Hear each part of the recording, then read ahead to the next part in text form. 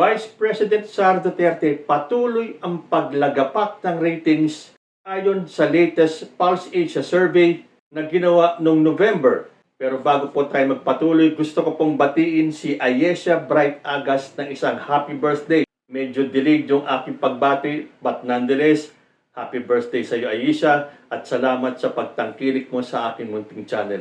Okay, balita po, galing sa Rappler. Sara Duterte, Romualdez, biggest losers in November Pulse Asia survey. Vice President Sara Duterte continues to lose ground, even in her bailiwicks, while Speaker Romualdez's numbers show only 1 in 5 people trust him.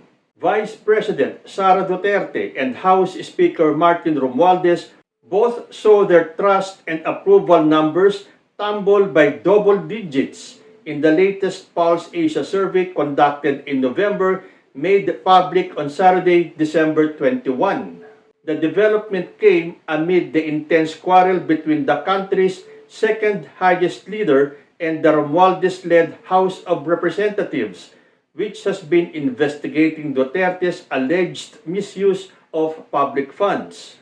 Why are the two the biggest losers? As for Duterte, her numbers continue to skid, even in her bailiwicks. From 61% of Filipinos trusting Duterte in September, her score dipped to 49% in November.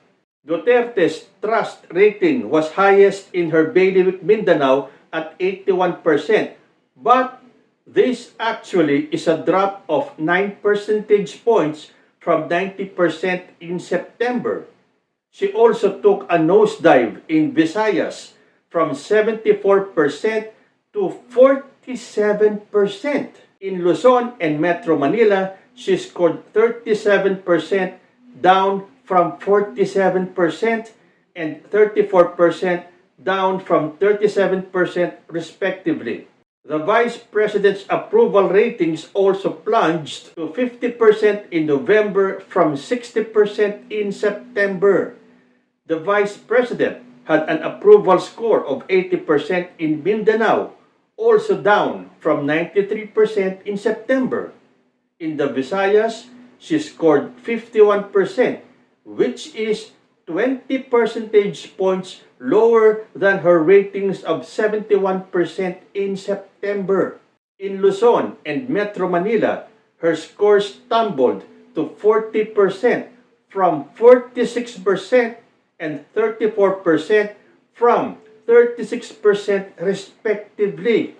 So, kitang-kita po natin ang lalaki po ng percentage ng pagbaba ng ratings ni Sara Duterte. Kahit sa kanyang balwarte, hindi na po talaga maikakaila ang pagbaba ng popularidad, ng trust rating, ng performance rating ni Vice President Sara Duterte. Pero in fairness, hindi lang naman si Sara Duterte ang bumaba ang ratings.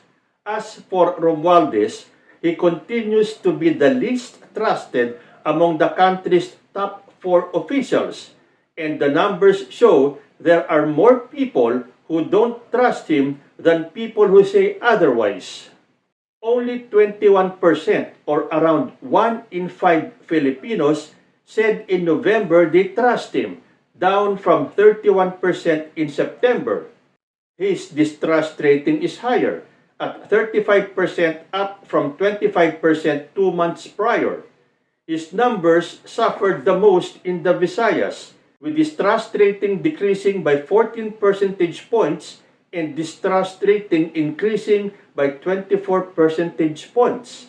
His approval rating was down by 7 percentage points, and his disapproval ratings rose by 8 percentage points. From 16% in September, 36% of respondents in the Visayas disapproved of his performance in November. The survey, conducted from November 26 to December 3, came against the backdrop of a high-profile congressional inquiry into Duterte's alleged mishandling of hundreds of millions of pesos in confidential funds for the office of the Vice President and the Department of Education, when she was its agency secretary. Her exit from the Marcos cabinet in June marked the collapse of the once formidable Uniteam alliance that brought her and President Ferdinand Marcos Jr. to victory in the 2022 elections.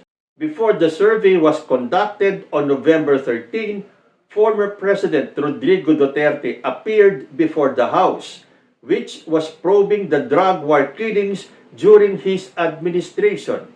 His daughter, the Vice President, made a surprise appearance to show her support for him, despite previously avoiding House probes into her alleged misuse of funds. On December 2, an impeachment case was filed by civil society groups against the Vice President. This was followed by a second impeachment trial on December 4 and a third on December 19. The Vice President has repeatedly claimed that the House was subjecting her to political persecution. Her most avid supporters pinned the blame on Speaker Romualdez. Pero kamusta naman kay Marcos at kay Escudero? Escudero had the most favorable survey results out of the four, with Pulse Asia noting that he is the only one who enjoys majority approval and trust scores at 53% and 51% respectively. Marcos's approval rating was at 50%, dropping by only 2 percentage points nationally. He lost 12 percentage points in Mindanao but gained 4 percentage points in Luzon. The President's trust rating was at 47% in November, down by 3 percentage points in September. So ayan, kahit na bumaba din ang ratings ni President Bongbong Marcos, napaka-minimal naman po ang pagbaba. Hindi po tulad nung kay Vice President Sara Duterte. Kumbaga by leaps and bounds. Saka, si President Bongbong Marcos, kahit na anong mangyari sa kanyang ratings, siya po ang presidente natin. At hindi naman na po siya tatakbo sa 2028. Ang nagiging contention na lang po ay between Vice President Sara Duterte and House Speaker Martin Romualdez na parehong bagsak ang ratings. Although matagal pa po ang 2028. Pero hanggang ngayon po, hindi pa naman nagsasabi si Speaker Romualdez na siya ay tatakbo bilang presidente. Ito lang naman pong si Sara Duterte ang nagsasabi na tatakbo daw si Romualdez sa 2028. At parang narinig ko na sinigurado na ng kampo ni Sara Duterte na hindi mananalo si Martin Romualdez. Well, kung hindi man manalo si Martin Romualdez kung siya ay tatakbo, hindi na rin naman po mananalo si Sara Duterte kung siya ang tatakbo sa 2028. At nakita nyo ba yung posting na kung sakaling hindi tatakbo si Sara Duterte sa 2028, tulad ng kung siya ay ma-impeach, ang ipapalit daw nila para tumakbo ay si Senator Robin Padilla. Talagang napakalakas ng loob nila na akala nila nanalo sila si Sara sa si Robin Padilla nang dahil lang sa mga supporters nila. Tandaan po nila, malaking porsyento po ng kanilang pagkapanalo ay galing sa Marcos loyalists. Pero sige, abangan po natin sa 2028. Kung di man makatakbo si Sara Duterte dahil malamang siya ay ma-impeach, si Robin Padilla kaya may pag-asang manalo?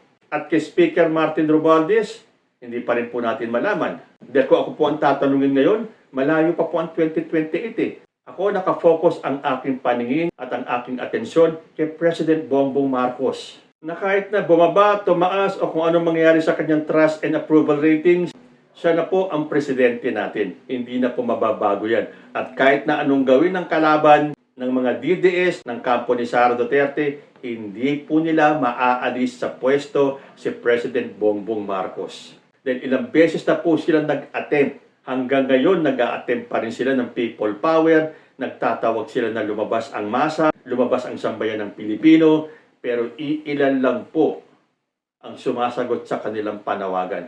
Ibig sabihin, ayaw na po ng Pilipino sa gulo. Kung sino ang nakaupong presidente, ipakita natin ang ating suporta. Dahil wala pong mangyayari kung tayo ay magkakawatak-watak na yan ang gusto ng kampo ng mga Duterte. Pero hindi po sila magtatagumpay dahil majority po ng sambayan ng Pilipino is rallying behind our president and our government. Hindi man perpekto ang presidency ni Bongbong Marcos. Sinong presidente ba ang naging perpekto? Pero nakikita po natin ang pagpupursige, ang pagtatrabaho ni President Bongbong Marcos na iangat ang antas ng buhay ng bawat Pilipino. So sa inilabas ng Pulse Asia, malamang marami na namang DDS ang hindi maniniwala sa balitang ito. Bahala na po kayo sa buhay ninyo. Kayo po, naniniwala ba kayo sa survey ng Pulse Asia? Comment lang po down below at magbabalik ang usapang Tito Manny. Diyos ti Agnina.